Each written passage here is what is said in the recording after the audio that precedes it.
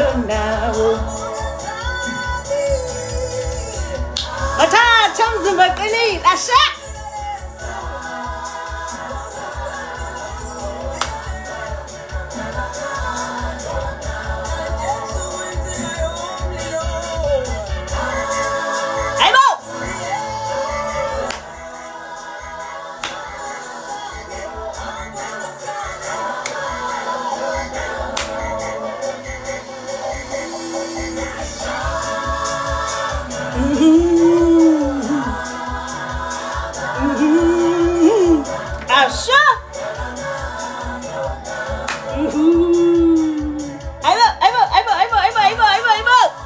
Ambangalamandu nawo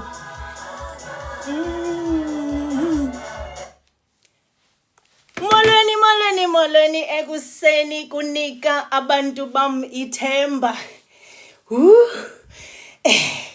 mane ndiphefumle kancinci kade ndizijayivela apha umzimba oqinile uyazenzela into zakhe apho uphole ngale yokucinga molweni ekuseni bantu benkosi ndiyanamkela kunika abantu bam ithemba sikupart 33 today bantu benkosi siyaqhuba asimanga ndiyacula ke le ngoma ithi hamba ngalamandla unawo yebethuna ndikhe ndahamba ngamandla endinawo ndimka kula South Africa ndihamba ngalamandla endinawo ndiqonda ke kodwa ndishoba uThixo uyakundinakekela futhi uyakuzibonela uba makuthweni na andiculi nanku Tracy Tracy izinhle engena hello mbhali wencwadi yam edlakadlaka nanku Tracy guys usijoinile uTracy namhlanje welcome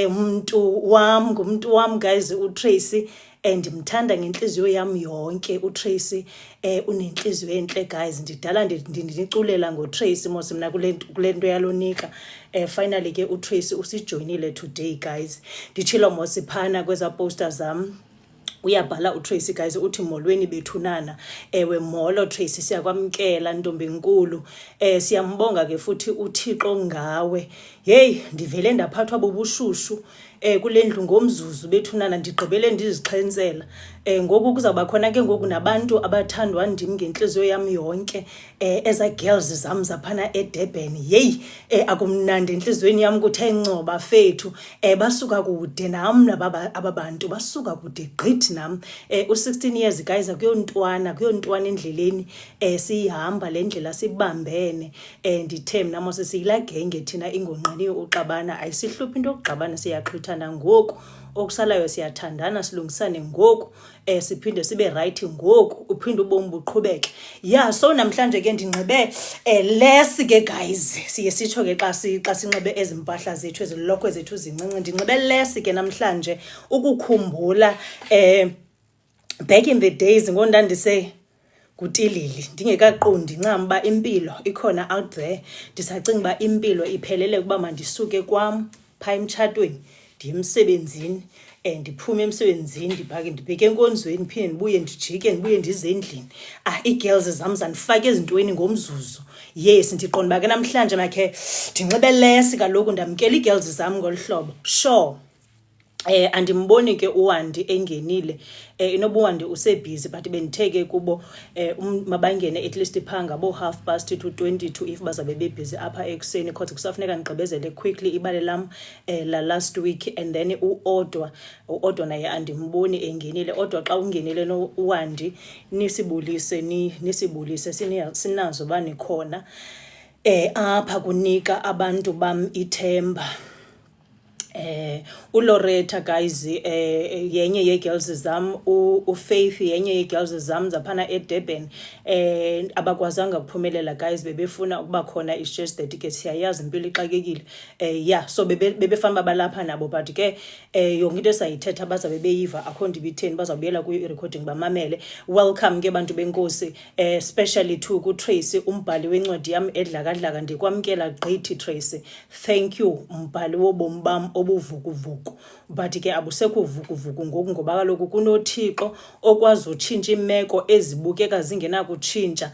Ndimbonile laa Thixo etshintsha le yam imeko. Andithethi ngoThixo endingamaziyo, ndithe uThixo mna andivanga enext door kuthethwa ngaye ndingakhange ndimfunde encwadini okanye kuhlala eBhayibhileni kuphela. Ndimbonile uThixo esenza izinto kule yam impilo, eyivukuza futhi impilo yam ngendlela esisimanga. Ndize ndikholwa uba yeyi akho kwalo Thixo apha, ndidikwe ndithi yeyi kwalo Thixo makaboni uba makathini. Kanti uThixo benditheke last week xa bendithetha all along uThixo ukhona. It's either uThixo uyaxova okanye uThixo uyabhaka. Ndenze umzekelo ngaloo nto ke last week. Yes, kodwa ke ngoku imibhako xa ithe yavuthwa ndatsho ndathi xa kuvuthiwe aba bantwana bano-5-year-old phaa emakhaya, umntu owayekhe wahlala emakhaya okanye uye emigidini okanye la misebenzi yenziwayo, zonke ezaa nto zenziwa phaa emakhaya, even nasezingcwabeni. Ewe, abantwana bayazithatha ezaa zonke baziqhekeze badlale ngazo bazilahla-lahle. Ubuqonda wena mntu obuxova nzima, abamama ndiyabacingela aba batshatileyo phaa emakhaya into yoba bona abantu baxove nzima. Ipain yokuxova kaloku ityama emagxeni laa ntozana umxovo, ngoba kaloku ewe phana kuvele kuxova into enintsi, isidudla sento engaka ezawutyiwa ngilali yonke nabanye abantu abasuka kwiindawo zabo. So ndinika ke ngoku umntu ipicture ongayaziyo laa setup, yiba naloo picture. Yes, inoba inhliziyo zabo ziba ncinci, azibikho ncinci ngoba lo mntana udlala ngokutya, baba neentliziyo ezincinci ngoba amandla angaka bawafake kulaa mbhako. Lo mntana ulibele kudlala ngawo nqaba utya isonka esi. Yes, ndatsho ke ngoku mna ndathi ndikuloo position apha ebomini bam ngoku, nditya izigezenga. Nditshilo xa bendithetha, ndiyadlula ke. Ndizawuthetha kancinci ke ngezinto endithethe ngazo last week, ndidlule nje kuzo. Ndiye ndathetha mos kakhulu ke last weekend ngomcimbi wefaith, ndadwelisa ke nenqwaba ye-scriptures, but endiphuma naso kwezaa scriptures zonke bendithetha ngazo last week. Ndiphuma no for we walk by faith not by sight. Ewe ndithi ke esi scripture esi siyatsho sithi this verse emphasizes living life based on faith rather than relying on what can be seen. Ndinguloo mna ndithe mna ndathi mhla ndandithwala iimpahla zam ndandingenathemba uba kuzawuthwani phi xa bekutheni, qha ndandizixelela into yoba uThixo uyawuzibonela. Ndathwala iimpahla zam ndimka, ndikholelwa kuThixo uba uThixo uya kuzibonela. Ewe, so sesaa scripture ke eso uba asihambi ngoba sibona, sihamba ngokholo. Ndandihamba ngokholo as much as bamehlo amayevulekile. Ewe, amehlo avulekile but ndandingahambi ngoba ndiyibona indlela, ndandihamba ngoba ndiyakholwa. Sorry, ndathi umnikazi wezinto uyawubona uba makathini. Nako ke nangoku uThixo omkhulu ozibonelayo wazibonela ngobomi bam, ndilapha ngoku phambi kwenu. Ewe, ndithetha impiliso ngoba impiliso ndiyibonile, uThixo ndimbonile, ndihlangene mna noThixo. Ya, xa ndithi ke andithethi ngoThixo ndimve next door okanye ndimfunde encwadini, no, ndithetha ngoThixo endihambe naye mna, ndambona uThixo senza izinto kubobomi bam. Ndaphinda ke ngoku mna ndathetha manditshekhe uba ndiphinde ndathetha nantoni. Ndathi uThixo wexesha, ndathetha ngoThixo wexesha. uThixo wexesha ke ngoku mna endithetha ngaye ngulo ube luncedo kule UK. Ndafika ke ndithe mna kwaba khona abantu abathathu uThixo awababeka babalinde mna ndifike apha bazondisebenzela. NguThixo ke lowo endithetha ngaye mna. Njengoba ndandiza mna ndicimba ndindedwa kweli lizwe, kanti uThixo no, akukho umesi ozaba yedwa apha. Umesi unabantu abaseberedi uThixo abalungisileyo uba balungele mna xa ndifikile bazondisebenzela. Uyenzile loo nto uThixo, ndimbonile. Ewe, ndaphinda ndathetha ngalaa msebenzi wam. Ndafika apha ndipeya imali encinci, ndayamkela ndisese-South Africa ngoba kum yayininzi kabi xa ndikhomperisha mos nemali yase-South Africa. Ndathi ndiyayithatha nandaba igalelwa amanzi le nto yale mali, but again by faith ndathi mna uThixo uya kuzibonela kule Israel. Ndafika kuThixo wandenzela, ndibalisile ibali lama, ndizophinda ndibalise loo nto. Then ke ngoku ndaphinda ndatsho ke ndaphuma mna kuba ngulaa mntana lo ebesebizwa ngamagama. Kuthiwe xa kubizwa mna ngoku ndinikwa amagama kuthiwe ndinguNomashwa, ndibe ndizazi uba ndinguNontlantla kahle kahle. Mna ndinguNonceba igama lam, ndinguMesi igama lam, ngoba ndenzelwa iMesi, ndenzelwa nguThixo inceba. Ndim lowo, hayi laa nto ndandifaniswa nayo kusithiwa mna lo ndinguNomashwa. So uThixo uzihlanze zonke ezo ntetha, ndizilahlela phaa kwaSathana. Yes, yingako mna ndikwazi uma phambi kwenu ndibe nesibindi sokuthetha ngoThixo. Ewe ebuthi uThixo esenza kukubi kukuhle ndithethe ngoThixo ndingabi namahloni, ngoba ndim lo sithetha ngayo, ngoba ndiphambi kwenu ngoku ingqondo zibuyile, ndiphelele phambi kwenu. Andingumntu nje, ndingumntu opheleleyo kahle kahle. Ndizazi noba ndingubani i-background yam xa bekutheni. Ngela xesha ndakhe ndaba confused, ndinga-understandi, heyi ndingumntu namani lona u-odd kwabanye abantu. Namhlanje ndiyazi-understanda why bendi-odd yonke le minyaka, ndingumntu ofanana as much as ubane nanindibona ndinormal apha phambi kwenu. Ewe namhlanje ndiyazibona kakuhle uba ndingubani. Ndiyazazi ke namhlanje i-background yam apha kwamoya, hayi i-background yakwanyama, ngoba i-background yakwanyama ivukuvuku. Wakho sense phana, but ndithetha ke mna ke ngokwazi i-background yam yakwamoya uba kanti ngubani lo Messi, ngumesi wantoni lona. Ndiyamazi ke ngoku lo Messi uba ngumesi wantoni. Yeah. Right, ndathetha ecaleni ngemoto endithi mna ndafika kweli lizwe ndingenamoto. uThixo emhle ndakwazi uafford uzithengela ipolo yam phana ko-Facebook, ndaqhuba imoto. I remember xa ndandiyithatha la mali ndiyise-South Africa, it was about 38,000 somewhere phana, sakhumbule. Ndayifumana imoto yam, ndaqhuba imoto nditshilo kusholi. Babekhona babehlekisa besithi nanku uWandi wam, Wandi molo mntakwethu, dadewethu siyakwamkela, mpintsham nanku uWandi guys ungenile. Ewe welcome Wandi, ndikubone kuqala ndingekanyuki kakhulu. Ewe yes, uWandi ke guys ngulona ndithi mna noTracy bandifaka phana kwezi lokho ezincinci endizinxibileyo namhlanje, ukuprova into basihambile indlela thina sidlalanga emhlabeni. Xa sithetha ngoThixo, thina sithetha ngoThixo esingene almost kwiikona zonke zokuphila. Andiqondi uba ikhona esingekayingeni. Uthi ke uWandi molweni bethunana. Ewe nanku uWandi, welcome Wandi, ndiyakwamkela ngolu hlobo Wandi.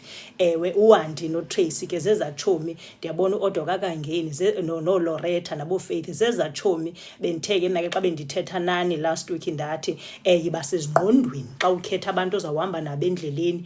Ewe mababe khona bomthandazo, babe khona xa ndithetha ngabomthandazo, umama umfundisi nabaprofethi njalo njalo mababe khona. Ewe kube khona ke ngoku igroup yakho ohamba nayo apha ecaleni, aba basezingqondweni. Andithethi nje kube kuvukuzwa kuhanjwe into engabonakali. Nihlale nincokole izinto ezakhayo, nibuye nihlale nincokole ezandaba ezi zingathethekiyo, nikwazi uzithetha nina nedwa xa nizi-girls, nikhuphele kangangoko. Umntu angabegcine amabibi apha entliziyweni. Ndithe xa bendithetha last week safundiswa kakubi.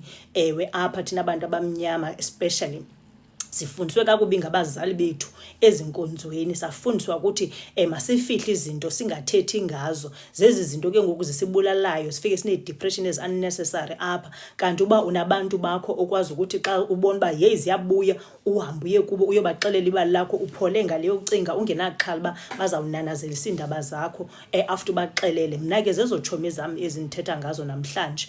Ewe nditshilo the other day, ndangumntu othi ewe funeka ube nguwe, ube noThixo wakho, ungangqiyami ngumntu, ungqiyame ngoThixo. But then again siphila la emhlabeni, meaning you still need abantu, but bakhetha abantu bakho. Ndabakhetha ke mna kabam abantu phana koWandi, koTracy, koOdwa, koLoretta, kabo Faith. Ndabakhetha abantu bam 16 years ago.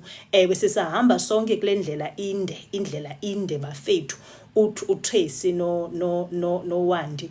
Ewe kukhona elinye idaba lami bebesandolilwa apha, idaba elinzima bandilwela ngabantu bam aba. Ndabe ndiqonda uba yeyi andinawo ke amandla wale into. Heyi baphakama abantu bam, yes bandilwela ke ngabantu bam abandithetha ngabo. So gadani bethuna abantu enihamba nabo, sanuwola wonke uvobe lona, bagadini abantu. Okanye nizawumane nizisola uThixo nisithi uThixo waze wathi kanti yile group ingacacanga ohamba nayo. Yeah. Welcome ke Wandi noTracy, ndiyanamkela ngolo hlobo. Ndathi ke ngoku mna uThixo emhle ke ngoku wenda afforda la moto in 2 months ndifikile mos nditshilo. It was about 38,000 I can't remember imali the exact amount. Then ke ngoku ngoba kaloku mna ndazifundisa ukwanela kule ndawo ndikuyo. Ewe ndingafuni izinto endingakwazi ukuzi-afforda ndifike ndiyozifaka ematyaleni. Ndiyalibaleka ityala kangangoko. Imoto yam ndayithenga cash, ndifika ndino 2 months kule country. Yes, ndogqiba ke ngoku ndazixelela into yoba as soon as uba ndisettled kule country ndizihamba kakuhle into zam, ndiyabuyela kwiimoto zam ezi-brand new, ngoba into endidikayo kukulungisa. Ndidibane nobe ndibe ndifiksa mna, ndifuna iinto eseziredi, ndifikse gqithi ndikhula. Andifuni kufiksa nix, mazibe redi into zam, zibe redi zingandisokolisi. Ewe uThixo emhle, ndatsho ndathi xa zithi phaa koDisemba ndayifumana, ndayithenga imoto inoba ndayithenga 4 months later, but yilaa moto ndithe mos ndayilinda uba mayakhiwe igqitywe, ndathi ndiyayilinda, ndirayithi ndizoyilinda. Ewe yafika ke imoto yam, ewe ndithe iCooper S, ewe emnyama, ndaqhuba ndangumntu ebantwini, ndithe iyabhanyaza laa moto phakathi, nee-lights kuyathini uba ngathi kusethi kunedisko ethile, indivise kamnandi gqithi. Ndithe ndaba ngadade bengathi ndiseflayithini mna ndim lowo. So ndim benibalisela ezo zinto ke last week. NguThixo endithetha ngaye ke lo, okwazi ukutshintsha imeko yomntu, ayitshintshe imeko yomntu. Ngoku endicinga uba aba babehlekisa ngam besitsho besithi, hey, ufika wathenga isikorokoro phana kulaa UK, impilo iyamthini. Wathi kuThixo, mntanam, sula inyembezi wena, bethe ngo-brand new, ezinto uzithandayo, bethe ngemoto enesense ebonakalayo buqhuba imoto. Not that ezinye imoto ndithi azinasense, nindive kakuhle, qha ndithetha ngoThixo okwazi utshintsha imeko. Iplani yam kukuni-understandisa uThixo uyakwazi uyitshintsha imeko yomntu ibe yinto ikhawulezisa ibonakale ebantwini. Yimeko yam ke le yatshintshwayo, ndiza kuloo ndawo. Andiyedelela iimoto zabantu, nindive kakuhle. Yes, because kaloku abanye abantu bazawuphinda bayi-interprete ngendlela zabo le nto ndiyithethayo. Iingqondo zabantu zincinci apha phandle, baneengqondo ezincinci abantu.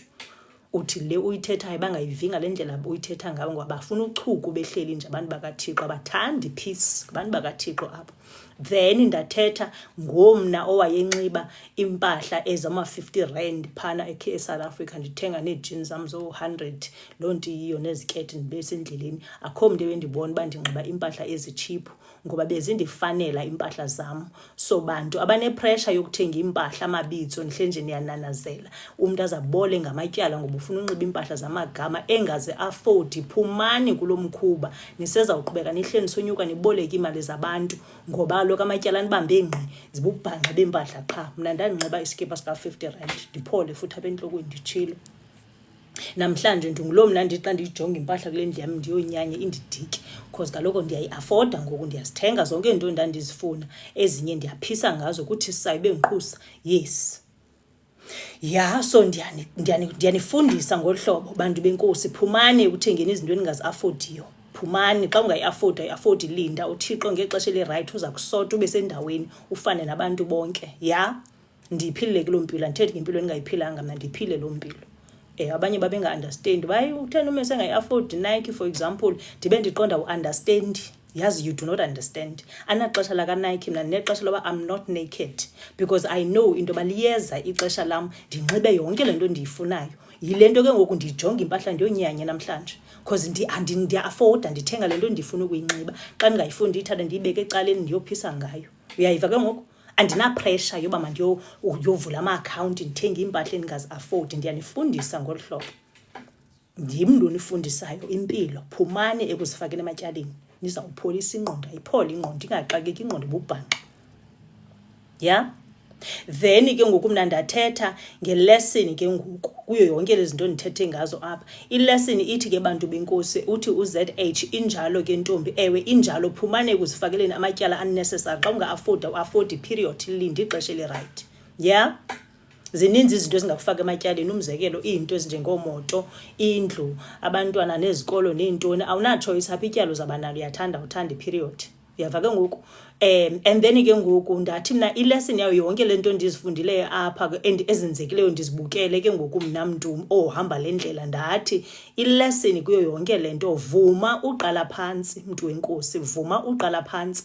Siphila kumaxesha anzima, uthi unezinto ziphoncuke izinto zakho ungayazi uba kwenzeke ntoni, uthi unezinto ziphoncuke into zakho, funeka umane uqala phantsi. Yimpilo yalapha emhlabeni lena. Ndithe bantu bakaThixo asikho se-heaven, silapha ezantsi emhlabeni. Ezi zinto azehli phi komnye eheaven, zihla apha emhlabeni. Now ithi lento umuntu wenkosi iba ready, be willing ukuqala phansi nempilo yakho. Suvuma ufakelwe ipressure ngoba wena waziwa wawuqhuba i-Range Rover, ngoku i-Range Rover ikulahle phansi, ayikwazi nokuyilungisa, kwathini kwafuneka uyithengise. Izininzi izinto ezingakwenza ukuthatha i-Range Rover yakho. Ndenze example ngaloo moto kuba kufika yona engqondweni. Awunayo ngoku imali yokuthenga i-Range Rover, uhle usonyuka uye kuzo zonke ezibhanki uboleka imali ngoba lokhu wena ufuna ukuqhube i-Range Rover unoyiqhuba enye imoto. Bantu bakaThixo, phumani ekuzifakeleni ipressure unnecessary. Vuma uqala phansi impilo unyuke nayo kancinci kancinci, ude ube sendaweni njengam lo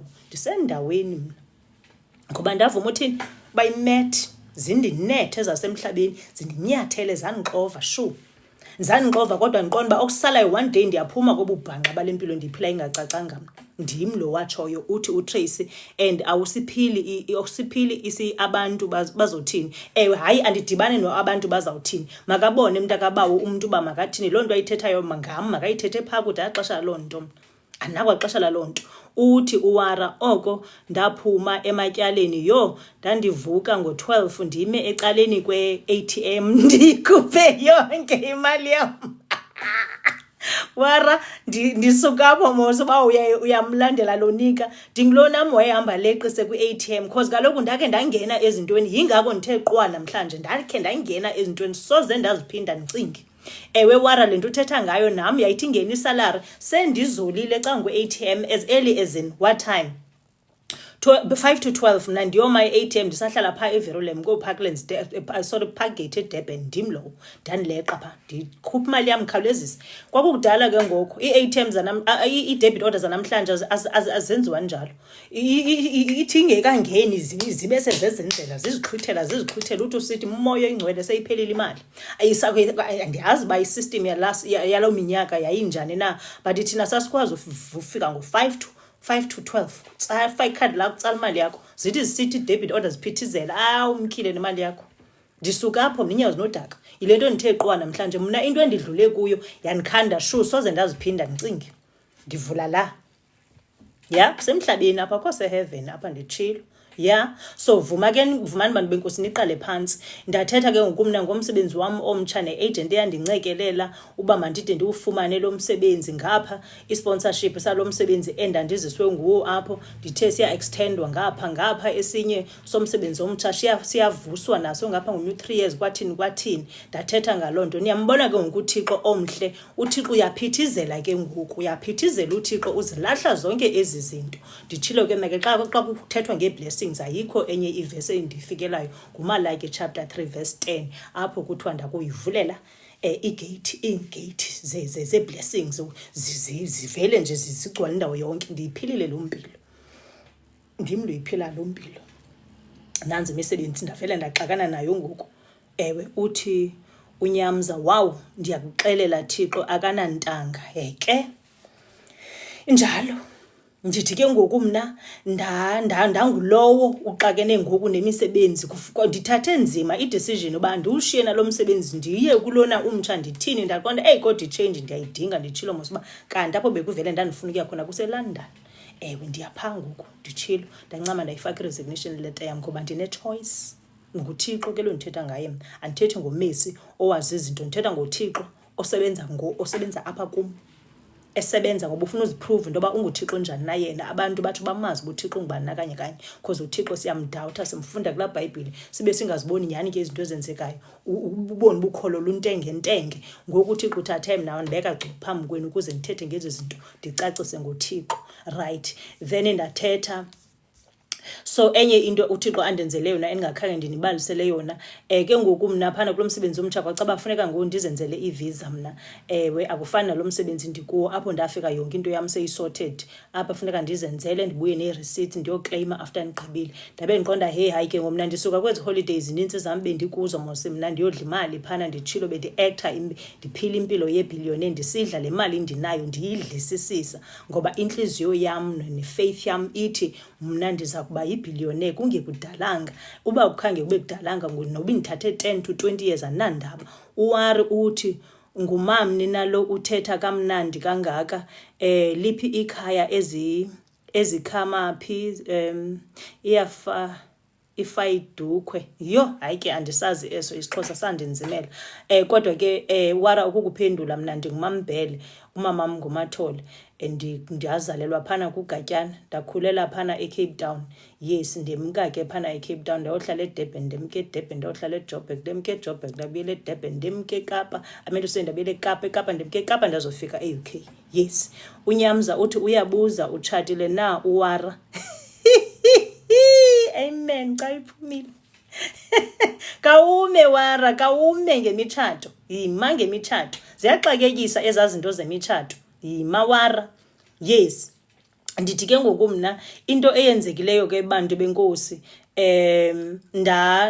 ndathini na so kwathiwa mandizenzele le visa ke ngoku uthi uwandibhelekazi la kuGatyana ndim lowo ubhelekazi bethunana kuthiwa izinto ezaphekwa namatye zakuba zaqina siqine engqondweni kutsho xa kuthethwa ngathi saqina lavuthwa itye kuqala sasala thina somelele sinje njengoba nindibona uba ndomelele phambi kwenu ndomelele zindinethile ndamelela sekunjalo ndim lo elobhele uthi wara ethi Nyamza ndiyambona ufaka izinto pha sure right and then ke ngoku ndaze guys ndabe ndiqonda uba imali kaloku mna ndidlile njena as much as babe ndithe kuni uGeli kaloku uThixo wamnceda waze wofika koomillionaire wanjani but ke ngoku kaloku mna ndiyayitya imali cause into engayifuniyo kukufa imali yam ndiyishiya emhlabeni ityiwe ngabangayisebenzanga funeka ndimane ndisave ngapha ndinvesta ngapha ndiyidla ngapha njalo ndisuka kwezi holidays zam zakoSpain mna mos nakoTurkey yonke laa nto kulo nyaka ndizolila ndidlalanga unyaka usesehafini njalo ndabe ndidla imali le isetyenzwa ndim ngamandla am right so i-visa yam ke ngoku kwabe kusela imali ezincinci phaa yabe isithi visa 7.5 kuthi uzawuthatha 6 to 8 weeks ndabe ndiqonda umoya ingcwele i-6 to 8 weeks andinayo kwayona ixesha liyanishiya funeka ndiyoqala kulaa msebenzi omtsha ngomhla ka-1 wakulo nyanga ezayo ezawukwazi ukuba ndikwazi ukuyifumana in one day yabe isithi 32,000 uthi uNyamza khandosulele ebhelekazi ntombi khe ndiwele amazwe uba ibisosulela mntasekhaya ngendinosulela nonke ngoba ke umona andinawo ndiyathanda abantu bakaThixo bonke babe sezintweni but ke ngiyasho zihambe kanjalo izinto yes so yabe isithi bizawundithatha u-1 day ivisa bethunana isithi 32,000 ndabe ndiqonda wow super priority service hayi andinayo imali yokudlala uba as much as bakuthiwa izawubuyiswa le mali yimani ke ngoku mandithathe le yam yokugqibela i-7.5 ibisele kwikhadi lam ndayithatha ndabe ndisithi Thixo ndacimela ndathi Thixo ndiyayithatha le mali yokugqibela ndizawubona uba ndizanza njani ndiyobhatala le visa izawuthatha u-6 to 8 weeks izandikhaba kodwa ngoba umhla ka-1 ofuna ndiyoqala ngawo izabe ingekabuyile i-outcome yale visa sawuthini ke ngoku Thixo ndaphinda ndanikela kuThixo ndithe by faith ngenzeka ndayibhatala la mali yasuka ivisa yam gazi yabuya in one day le abantu abaninzi abasezimalini bayibhatalela u-32,000 mna ndiyibhatalela u-7.5 yabuya ivisa yam isorted ndithetha nani nje ndiready ukuwelela ngakoLondon ndinixelela ngoThixo mos ndiyanqina mna ndilingqina lakaThixo kahle andithetha ngoThixo owenza izinto zingafani noba abantu okanye thina singabantu sizicinga bazenze kanjani u-6 to 8 weeks akakhange ibe nguye ivele yangu-1 day kodwa abantu la 1 day super priority xa ibizwa 32,000 ndiyibhatalele mna 7.5 ndogqiba futhi xa ndifika kulaa msebenzi ndizayoyikleyima i-7.5 yam mayibuye ndiyayifuna kaloku bebethe bandinika i-sponsorship bandinika ne-relocation package kuninzi uthi uAza haleluya unjani na uThixo unjalo Aza ngoba kaloku xa sikholwa ndithe namasikholweni uNyamza uthi wow uThixo mkhulu nguThixo omkhulu endithetha ngawo lo imali engake endiyiseyivileyo ndinixelele ke mna ke ngoba ndakholwa uba iThixo yozibonela andinayo enye imali mna uba ndikhangelana no-32,000 andizolenza ixesha nguThixo ke lewo ke bantu benkosi ndiyadlula ke apho enye into endingayibalisanga yile yoba Into ke epositive eyenzeka phana kulamngcebo kamama ndithe mna xa ndiwuzekelisa ndithi yayingathi ngowekati bahleke abantu bacima ndiyajoka andijoki ndilibalisele loba lanizongena kulo. So ndithi ke ngoku into eyenzekayo epositive kulamngcwabo kukuba kulungiseke irelationship yam noMusa my son. uMusa mos ndinibalisela uba unguloo ndakhe ndamgqotha. uMusa ethi ufuna uyohlala noyise uthi urharha hayi sisi linyange lemihla Jesus kuneheart neenyembezi. Ewe Jesus linyange ngumaxhoba yakhawuleza ingwele tshetshe yes yezulu yeah. Uthi uNyamza kaloku sibhiliva kuba kuwells amanesi odwa not thina bantu be-accounting. Uyaweleka mntasekhaya, you just need indawo right uyazi uba imisebenzi yakho ni-aplayelwa phi. That's all you need. Akekho umuntu ongenawukwazi ukuwela xa ifuna ukuwela. Nditsho necleaner ingawela xa ifuna ukuwela. Iyaxhomekeka into yoba ukhangela kanjani umsebenzi. Ewe but ke ndiya-understanda ezinye i-field azinaso i-sponsorship. Thina ke social workers ke siyafunwa mos left and right. Abantu basengxakini everyday siyafunwa daily. Yingakho bexolo sibhatala singekasebenzi nosebenza sibhatalwe thina. Uthi uNyamza enkosi nizokhe ndiwe khona. Kakuhlale kuGoogle Nyamza, uhlale kuGoogle ukhangele phana uba wena muntu we-accounting ithini into yenu nokuwela kwenu. So zingabikho indlela yokuwela. Even if kuzobakho sponsorship ufune ukuziwelele but umsebenzi wona soze ungaqashwa period. Sorry yeah, including i-cleaners nazo zingazijongeli phansi. Wonke umuntu soze angaqashwa. I-problem iyakuba si-sponsorship ufune kube ready ke uzibhatalele. Yes right. Ndithetha ke ngoku but ke xa ufuna uhamba guys ungasave imali yakho, uyisave imali yakho, uthwala impahla zakho uhambe ufane nam, uthwala impahla zakho ungene endleleni uyofika kule ndawo ufune kufike kuyo. Ewe uthi uNyamza enkosi kakhulu bhelekazi. Sure Nyamza right. Ndithi ke ngoku mna guys uMusa ke ngoku ngulo ndamgxotha mos mna umntanam ndisahlala phaa kwacaba undenzela inhloko eninzi ndisephana eSouth Africa. Ewe umntana lo wayevela aduka hamba yohlala apho athanda khona. Ewe akabuye ngexesha elifunwa nguye. Ndamgxotha ke mos mna ngoba andisijayiveli eso siginci. Akazothatha iphisi yam adlale ngayo erhuqa apha phantsi mna ndibe ndine-stress ebusuku ndingalali ndingalaliswa ngumntana ongabuyiyo ndingamazi uba uyohlala phi na andizingeni. Uthi uAza enkosi mntase uncede nam. Sure Aza yes. Ndamgxotha mos lamntana. Uthi uNtuthu bawela eso sibindi ndibawela eso sibindi unaso. Isibindi mntaso unaso nawe qha idinga lento uba uhlale noself uqala niqoqoshane nijonge kuThixo nawugqiba soze ungabi naso abanaso. And then ke ngoku mna into endincedisayo xa ndicinga esibindi endinaso esingaka ngoba kaloku ndingulukhandwe ndisemncinci ziinkinga zomhlaba zandivuthulula. So ukuvuthululeka kwam mna ndiphuma kuloo nto ndiye ndizixelele into yoba okay ukuze ndingaphindi ndingene kule meko funeka ndithini ndikhawuleze nditshintshe indlela yokwenza izinto. So ndincedwa ke ngoku mna nayiloo nto. Uthi uNyamza ethi Ntuthu Solani and situation iya kuthuma mntase. Okay ndithi ke ngoku ekumgxotheni kwam umntana ndathi ndithi ndiyamxela ke ngenye imini mntana ndini uzothatha ezi mpahla zakho apha kule ndlu yam ufokofe ngoba kaloku mna iphisi yam ndithe ndiyayithanda imali kodwa soze ndiyithande iphisi yam ukodlula imali. Ndithanda iphisi more than imali. So ibundicuthela iphisi suka kwispace sam hlala ngecala lentsula ukhawuleze usuke kwispace sam zangixakekisa. Ndiyayithanda iphisi apha ndiyile nto ndixola ndithi ukuhlala ndedwa. If umuntu uzawuthi xa ndihleli naye ndibe ndixoxa uchuku ndibe ndidiniwe engqondweni endidinisa yeyihambela phaa kuthi ungacuthi iphisi yam endiyisebenzele enzima iminyaka ndiyisebenzele ndixolela ungabi namntu ndihambe ndedwa xa kunjalo. Ya ndihamba ndedwa ke phofu nakweli lizwe ixesha elinintsi kula mazwe onke sendiwahambile andimind ukufukuza ndihambe ndedwa ndiphole kule yokucinga as long as uba ndiyazi uThixo nam kugqityiwe. Yes laa mntana ndathi makamke endlini yam. Waphola laa mntana mos watsho uba yena uwabuyela ufuna ugoduka ubefuna undixelela kudala uba uzawugoduka wathini uyasishiya noSteven yanintsi laa nto yakhe ngoba loku ufuna uhamba ihele. Xa ndinixelela ke ndashiya phakathi eza stori zandisigqibe. UMusa zange abe ufuna uyohlala kutata ke kahle kahle. UMusa befuna uhamba ihele yakhe agcwale istrato laa Musa. Yes umntana mke lo ndithetha ngayo. Ngoku ke ngoku ndithile mos ayozilahlela phaa impahla zakhe phana kowabo.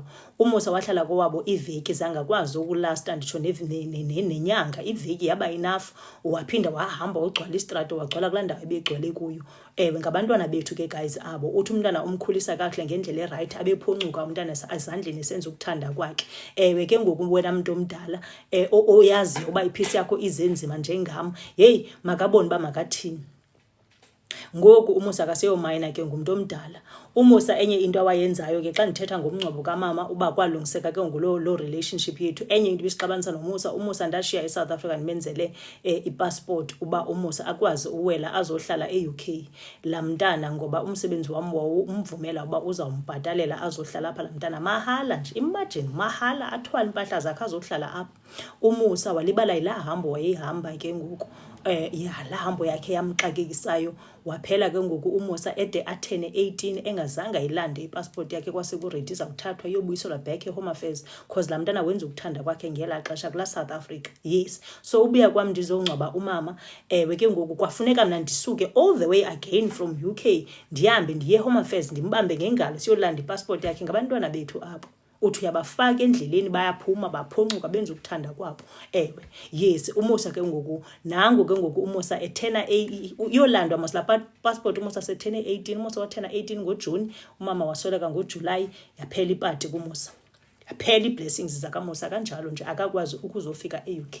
Ndinixela umntanam ke because abantu abaninzi bayandibuza lo mbuzo kaMusa uba uMusa uza nini, indifikele kuba I might as well ndiyishere apha ndingaphinde ndibuze lo mbuzo because uye undidike lo mbuzo ndibe ndibuzwa ngoMusa uba uyozohlala nini nam eUK. Ingathi andimhoyanga umntanam, no, khange ndingamhoyi. Zii-actions zakhe zijikele yena, hayi mna, zijikele yena. Umuntu ebezawuze eUK mahala, ndiyanixelela. Wathena 18 yangu-goodbye lowo kuye. Ndamzama again laa mntana kulo nyaka uba makaka-aplaye afumane i-visitors visa, ngoba kuphela kwendlela zakwazi uza ngayo eUK. Visitors visa yakhe irejectiwe again lelinye ibali langenye imini, akusenandaba ke. Ewe, yes, so ndiyayiphendula ke le question abantu abaninzi abathanda undibuza yona uba why umntana ndingamzisi apha azohlala apha nam. Ewe, ubethwa zii-choices zakhe uMusa, so gadani ebantwana uba nikhona abantu abangabantwana apha, ii-choices zenu ziza kunijikela uba ingqondo le iphantsi kwenwele ayifunctioni. Ewe, ndithetha including nalowa wam umntana zamjikela ii-choices zakhe zongabinangqondo phantsi kwenwele. Yes, ingqondo akhwela anyathele ngayo aye kuyisebenzisa phantsi kwenwele. Yes, so ndiliphendule ibali kaMusa, ndiphumile ke kulo. Ningaphinde nindibuze ngoMusa uba utheni uMusa angezi eUK, ndithe ndingahlali nomntana ingathi mna ke ndiyamneglecta umntanam. No, andimneglect. Una-20 ngoku uMusa, indoda endala, wolukile. Ewe, ngoku whatever afuna ukuyenza ngobomi bakhe, heyi makaqhubeke mntakabawo, angaphazamisa iphisi yam qha. That's all I'm saying. Uthi uZoe, you abeva sis. Ewe, abeva abantwana bethu guys, but ke ngoku wena mzali sukuphathwa zii-depression ezingapheliyo ngenxa yomntana. Laa mntana afuneka aphile le mpilo yakhe. Xa ucaba wena le umphilisa wena ayinasense, abetheke athi sa azoba nengqondo njengalwam umntana. Ubetheke wathi sa ngoba u-18 years waphele ngena kuye, yamka ivisa kanjalo. Tracy no-Wandi, andinilibelanga bendithe sawuqalisa ndizawuninika i-chance nithethe from 2:30 okanye nge-22. Yithani ke nigqibezele ibali lokugqibela. Ewe, ibali lam lokugqibela ndizazama ulikhawulisa quickly kwenza uba ndingatyi kwixesha lakaTracy no-Otto in case no-Wandi in case bafuna ukuya kwezinye iindawo. So mna ndibalisile mos uba le nto ndandiyibona ngoku ndandizibethela igubu lam phana eSouth Africa ndina 10 years old, ndihamba mna ndiyongena kumazwe endingawaziyo kodwa ndikhona apha phambi kwabantu ndimke. uThixo andibonisa izinto.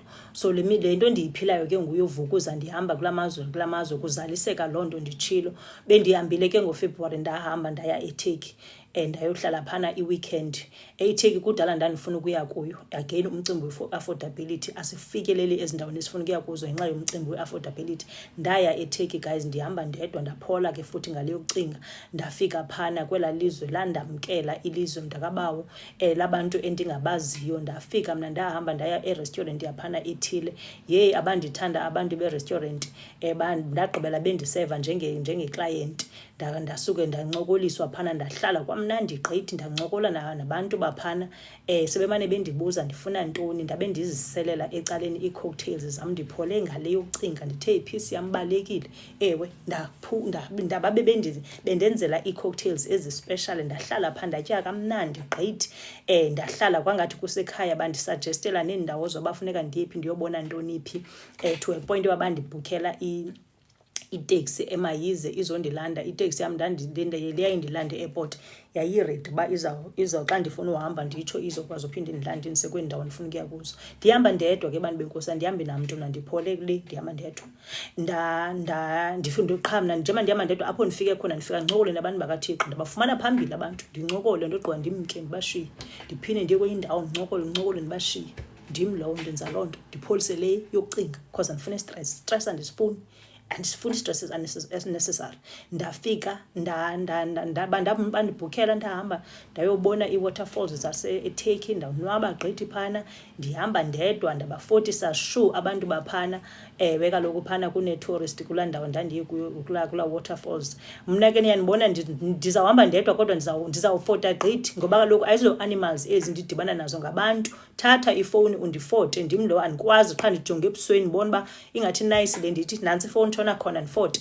Uthi uSendi, hahaha andisakuthandi, hleka Sendi, hleka. Ewe ndiyatsheka ubuso babantu ndibona uba yeyi iqumbile le, ndizandiphoxa dlula kulo. Ndijonge omnye ndimbona uba ingathi unayisanyana, ndithi nantsi ifowuni tshona khona ndifote. Nizandibona ke ndihamba ndedwa but andizofota, ndizawuphela nizibuza imibuzo. Abanye ndiyakushow uba baye baqonda uba hayi uyaxoka lwakhe, uyasifihlela khona lo mntu ahamba naye. Hayi andidibani nee-animals mna endleleni, ndidibana nabantu abanezandla ezimbini abakwaziyo ufota. Ndithi fota tshona khona. Yes, then ndiphinde ke ngoku mna ndahlala ke guys, kwamnandi ke nyhani. Ndahlala i-weekend yam, ndahamba ndaye ecaweni yakhona. Nditshilo mosma apho ndifike khona funeka ndiyikhangele necawe, ndithi ndijayiva ngapha ndibe ndikhangela necawe ngapha. uGoogle ke uyandisebenzela. Nditshilo itshomi yam enkulu uGoogle, siyahlala thina phaa sikhangele uba zintoni izinto sizifunayo, sizikhangele phaa, sizifumane, siziyele, sizifumane ezi zinto. Yes, ndakhangela icawe, ndayifumana icawe, ndayotshona khona. Ewe phana kule ndawo ndaya kuyo ecaweni. Xa ndifika phana hayi ke kuthethwa iTurkish ndakabawo, kwacaba hayi andizolenza ixesha ecaweni, kwathiwa yesiNgesi iyangena emva kwe-hour ethile, mandihlale okanye ndiphinde ndibuye. Aba bantu ndithetha nabo apha akunzima. Umntu okwafuneka abizwe wayesuke eAmerica, sorry, abizwe umntu azothetha nam, ngoba kaloku la bantu baphana bayiva yonke le nto ndiyithethayo. Akunamsebenzi ke, ndahamba ke ndabashiya, ndathi ndiyabuya ndabe ndiqoma ndizidinelwe nozidinelwa, andizobuya kwamna. Ndabe ke ngoku icawe besendifikile kuyo, ndahlala enkonzweni yakhona ndimka ke, zange ndibe sayi-athenda icawe, ndabe ndidiniwe mna. Then ke ngoku ndabuya ndahamba ndaziyela e-restaurant. Endleleni yam ndadibana nomnye utata phana ohambisa ama-tourist around. Ewe laa tata wandimisela, wayiqhuba into yakhe phana. Ababendibonile ke ngoku wandinika ilift laa tata phana. Ndiphole ngale yokucinga. Abanye abantu bathi for ibaleke nawo laa tata uhleli ngaphambili kule nto yakhe ayiqhubayo, ndihlele emva ndandizamphusha apho phaa phantsi ndithathe kwaloo nto yakhe ayiqhubayo ndihambe mna. Ewe uthi uSivu ethi Messi Makhwelo. Yes, right, akunamsebenzi. Ndayofika ke apho bendifuna ukuya khona. So ndia-exchange ke mna guys ii-numbers apha ezindleleni zam nabantu endibabonayo uba bazawundithatha bandifikise kule ndawo ufuna ndifike kuyo, ngoba loku uThixo akazohle emazulwini andizele apha, uzawuthumela umntu kaThixo andincede, andihoye. Yes, then ke ngoku uSendi uyahleka, ubaleke nawe ayephi, hayi black child, masivukeni, ayikho le. Kaloku bathi abantu bakaThixo bathi Messi wathi if bebaleka nawe uzawubaleka nam undisaphi. Okay, ubuyazama ke undibaleka, nguye mos wayiqhuba le nto yakhe phaa phambili, ndihlele emva yomoto mos le sisikuta njani eziya zihleli ziflat. Ndandizamphusha mos laa tata ayowapha phantsi uba wayezame loo mikhuba. Ewe akunamsebenzi ke nyhani. Tracy noWandi ingathi mandivele ndiqale ngani in case nileqile, okanye ndiphendule apha Wandi no Tracy, sivele siqale exactly ngo-1 o'clock ndigqibezele le nto yam ndiyithethayo. Ndicela nindiphendule apha, nibhale apha uba is it okay, okanye umntu nifuna uthetha ngoku. Ndivele ndithule mna ndigqibezele xa ndigqibile. Uthi uGoodness, ungumntu sana, uhlale unjalo. Ndangathi ndingahlala nawe, ndiyamdinga umntu onjengawe ngeli xesha. Yini Goodness, andabi kude mntana enkosi, andikude. uTracy uthi gqibezela babes. Oh thank you Lavi. Wandi ume ndawoni wena ndibhalele phana ndikhathe uba kufuneka uthethe uhambile andifuna ukunityela ixesha abantu benkosi. 1:00 is fine. Sure babe. Okay, so xa siqala ke the next one kuzabe sekuthetha nina ke ndiphume mna ndithule mna ngoku. Yes, so ndanza loo nto ke guys, nda exchange phana ii-numbers. Ndithetha nani mna ndinabantu baseTurkey, ndandifika eTurkey ndinee-numbers zaseTurkey nabantu bapha bayandibuza ndifika nini pha. Ii-girls zam ke uHandi uTracy siplan uba sizayofika pha eTurkey.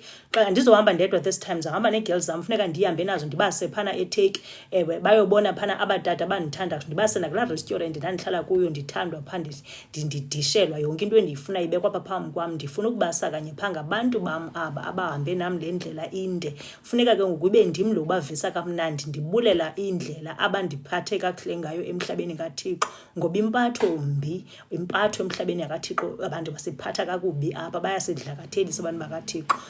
Ndithetha ngabo bandiphathe kakuhle for 16 years. Nditshilo thina xa siqhwithana yinto omzuzwana, asonqeni futhi uqhwithana sinamahloni, but ngumzuzwana siphume apho, ngoba into ebalulekileyo luthando, siyathandana thina sidlale. Yes. And then ke ngoku ndiphume ke ngokumcimbi waseTurkey ndabuya, yayinto ya-weekend mosileya. Ndingene ke ngoku-trip le yam yaseSpain bendiye kuyo. iSpain again yenye yee-countries ekudala ndifuna ukuya kuzo mntakabawo, qha umcimbi wokuya eSpain uyasokolisa mpela ke ngokuwona, awufani naseTurkey. iTurkey ine-e-visa, ine-e-visa iTurkey uyakwazi ukwenza ukhawulezise uyayi-aplayela online, fumane i-visa yakutshone khona abantu abangayaziyo. I'm sure bakhona bayaziyo, akho ndibitheni, but iplayini apha kukufundisa abantu bakaThixo bangacima zinto zinzima akho nto inzima apha. Ifuna qha umuntu akhulule ingqondo, akhulule ingqondo, abe willing uphila impilo yanamhlanje, hayi impilo ka-1950. Nditshilo last week sanuphila impilo ka-1950, nyaka 2025 umuntu makakhulule ingqondo. Yes. Then i-trip yaseSpain ndithe kudala ndandifuna ukuya khona, ndibethwa zii-Schengen visa ininzi laa nto. NakoFrance ndakhe nda-invayithwa phana ndiredi, sekubhatalwe yonke into. Bandikhikha phana e-airport ndingakazazi into zoo-Schengen visa, ndiye-excited qha uba yonke into zam zipaid. Xa ndifika phana hayi ke kwathiwa Schengen visa, kwa ndazi noba yintoni loo nto bathetha ngayo. Zaqala ke uvuleka apho ingqondo zam, ndazenzela ke ngoku i-Schengen visa le yaseSpain. Ndazenzela. Bendi-invayithiwe ke ngoku this time ngoogogo bam abandihamba nabo apha kule country. Uba niyabona ke ndiposta pha aba balungu balapha bandithanda kakhulu. Besine-birthdays bawu-3 bana-70 years old. Izitshomi zam eziya zindala zeli lizwe, ndibathanda ukufa cause bandifakela istress, bandibeka ezingqondweni ndiphole. Xa ndisemsebenzini ndisebenza ngestress every day. Xa ndingekho emsebenzini andisifuni nosibona istress. Yes, so bagudi ke abagogo bandithathe bayondijayivisa, bajayive babuye ekuseni mntanam. Anxiba ichops ugogo ena-70, na-70 uyojayiva emjayiveni. Bahamba nam lo ndifike ndidinwe phana emjayiveni ndifuna ugoduka, babethi hayi asigoduki ntombi, sahamba ngo-4 kutsho ogogo balapha kweli lizwe. So umahluko kagogo andizothi ngowase-UK, umahluko kagogo umlungu nomahluko kagogo umntu omnyama, yeyi i-difference inkulu kabi.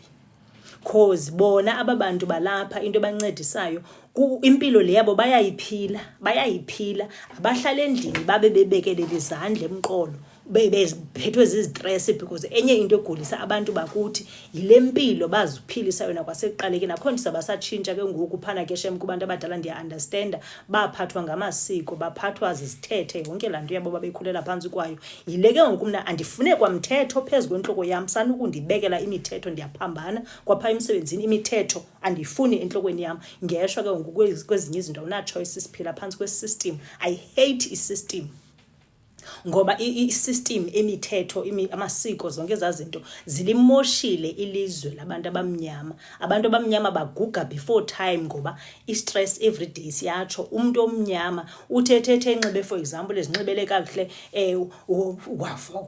ajajwe kuthiwe yho kamjonge kutheni eveza ithanga, kutheni enjanjani. Abantu abamhlophe abanazo ezo zitori.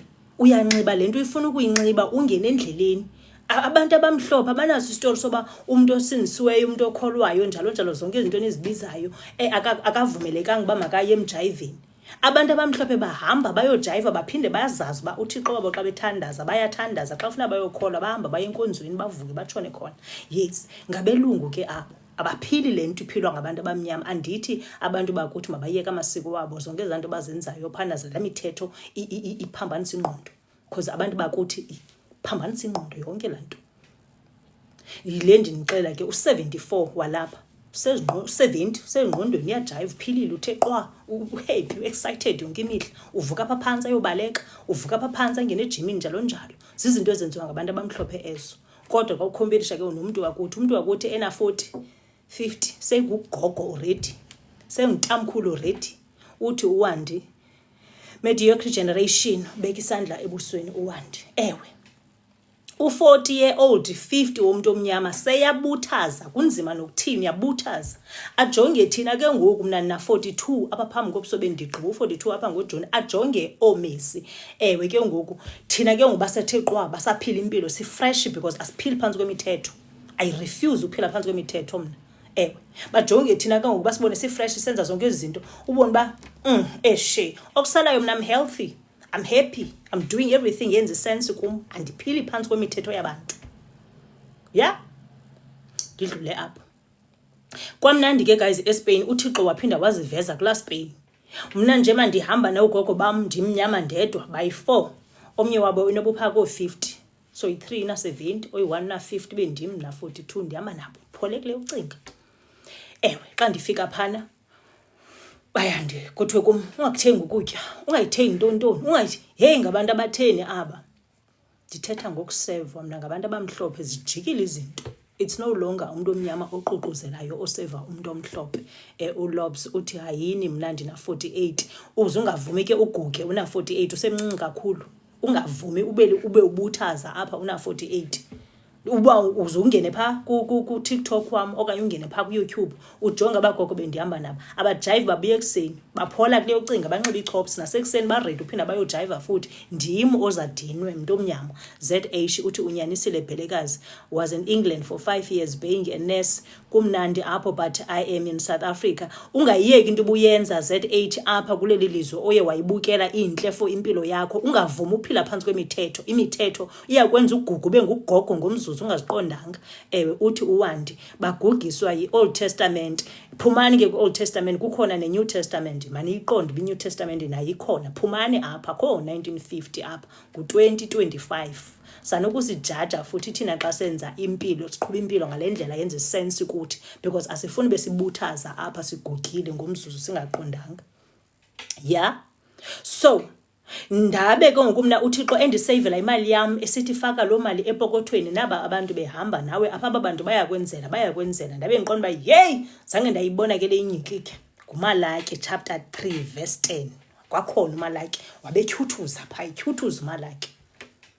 Sihamba sibheke emjayiveni, yatyhuthuza uMalaki yazenzela. Nasemjayiveni ndibuye hayibo khandi spende ithina lento yam. Ndibe ndihlala kweyam ihotel, behlala kuyabo besawuhlala ehoteleni eyi-1 kwacaba ngobe ndilinde i-Schengen visa yam uba ide iphume. Siphela ispace kulaa hotel bebehlala kuyo, ndazibhukhele yam ke 4 minutes away, so bendihamba ndiwalke ndiye phaa kubo. Ndithi ndisahleli kuyasendwa, Messi please come over, Messi ndiqonde sana, hayi zange ndiyibone. nguMalaki yatyhuthuza, ne-blessings zatyhuthuza. Ndathi ndisajonge leyo ndamitha abantu phana baseHolland.